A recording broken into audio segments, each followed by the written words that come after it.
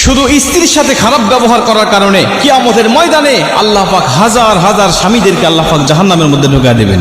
কিয়ামতের মাঠে যদিও তাদের অনেক আমল ছিল, নামাজ ছিল, রোজা ছিল, তাদের আমল নামে হজ ছিল, যাকাতের মতো সওয়াবও তাদের আমল নামে ছিল, কিন্তু স্ত্রীর হক না আদায় করার কারণে, স্ত্রীর সাথে খারাপ ব্যবহার করার কারণে আমার আল্লাহ পাক কিয়ামতের মাঠে তাদের ঠিকানা করে দিবে জাহান্নাম।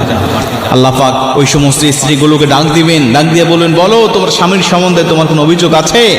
স্ত্রী ডাক দিয়ে বলবে, ইয়া আল্লাহ, হ্যাঁ, আমার স্বামী আমার হকগুলো আদায় করে নাই, আমার স্বামী আমার হক আদায় করে নাই, সে আমার উপরে জুলুম করেছে, নির্যাতন করেছে, সে আমার হকগুলো আদায় করে নাই। আমার আল্লাহ বলবে, তুমি কি তাকে ক্ষমা করবে?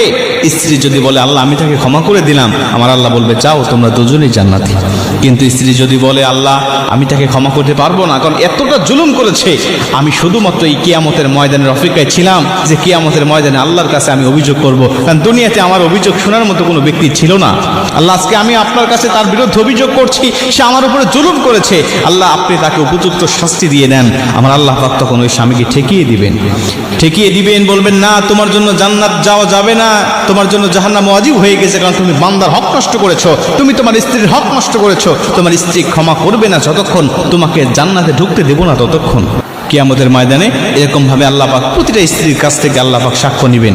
আমরা অবশ্যই চেষ্টা করবো স্ত্রীর হকগুলো আদায়